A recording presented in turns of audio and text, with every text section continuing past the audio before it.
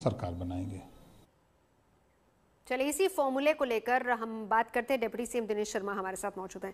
दिनेश जी, स्वागत है आज तक पर। ये जरा भानुमति का कुनबा जिस तरीके से जुड़ा है, कुछ समझाएंगे? समझ में आ रहा है? क्योंकि मैं उस लाइन से शुरुआत करूंगी, किसी भी साथी को निराश नहीं करेंगे। तो यहाँ मतलब साथियों को सेटिस्फाई करना है, जनता के लिए काम करना नहीं करना वो बात की बात होगी।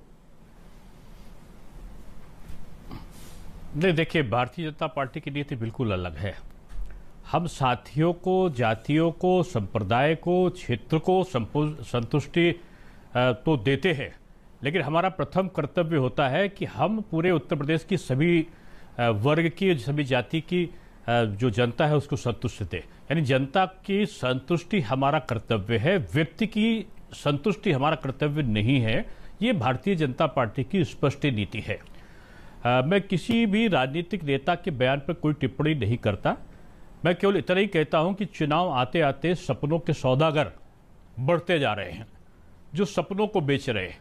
तमाम जगह ऐसा है। मैं किसी नेता विशेष पर टिप्पणी नहीं कर रहा हूं। कभी कहीं कोई कहता है मैं बिजली माफ कर दूंगा, कहीं कहता है कोई मैं फलाना टैक्स माफ कर दूंगा, कोई कहता है कि मैं इतने लोगों को पद दे दूंगा।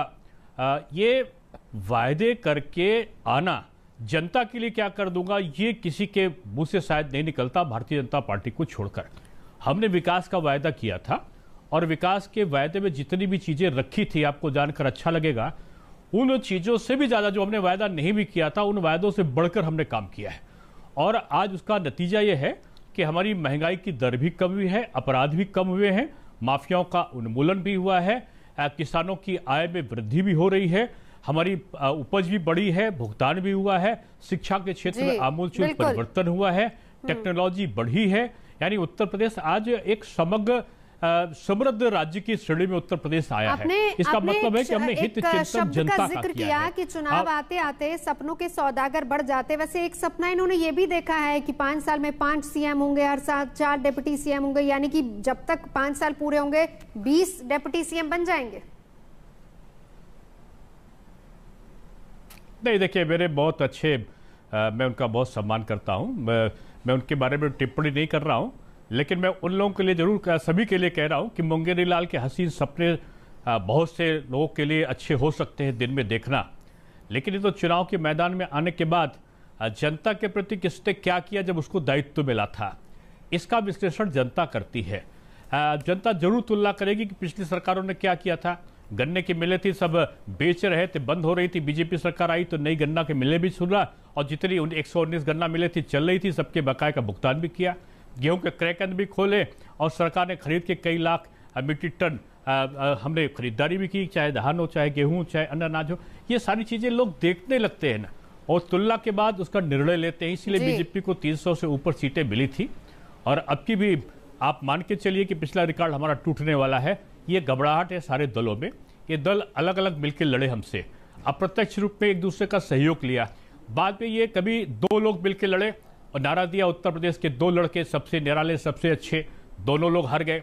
बाद में किसी ने रिश्तेदारी जोड़ी और किसी ने कोई भतीजा बना, कोई कुछ और बना, और 2 बड़े दल जो प्रमुख दल हैं वो मिलकर लड़े, वो भी हारे। सपा बसपा कांग्रेस मिलकर लड़े, वो भी हारे। लोकदल मिला, वो भी हारा। तो बीजेपी से सब बारी बारी से हार चुके हैं और अगली बड़ी हार की प्रतीक्षा करके सब चुनाव के मैदान में है, क्योंकि वो नारे के आधार पर लड़ते हैं, हम काम के आधार पर लड़ते हैं। केंद्र में हमने काम किया है और उत्तर प्रदेश में हम काम कर रहे हैं।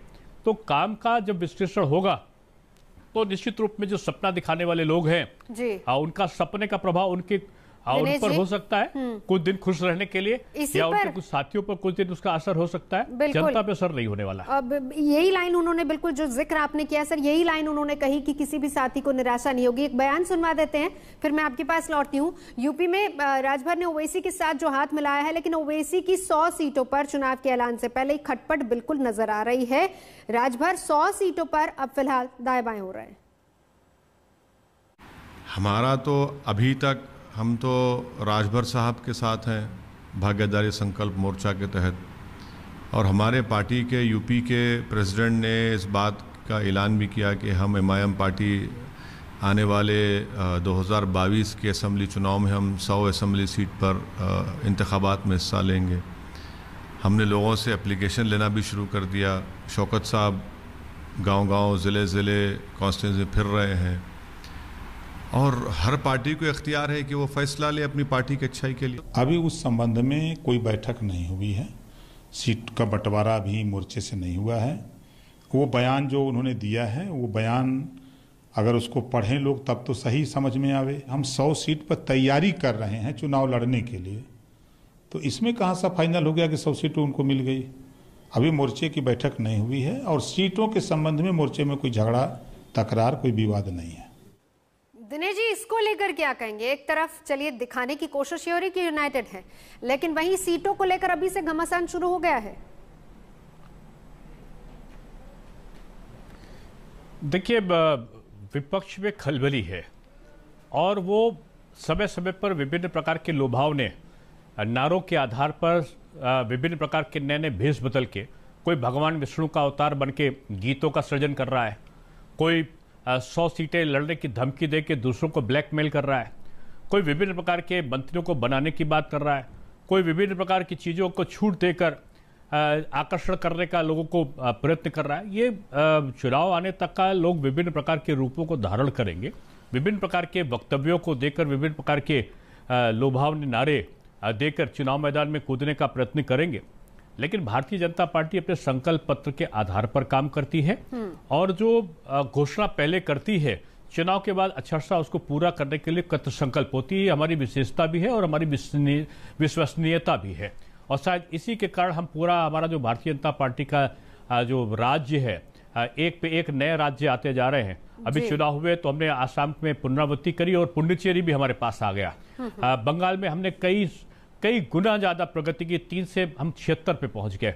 तो हमारी प्रगति दिन पर दिन इसीलिए है कि हमारी विश्वसनीयता है, हमारी वचनबद्धता है, उसको पूरा करने का हमारा जो संकल्प है लोगों को पसंद है।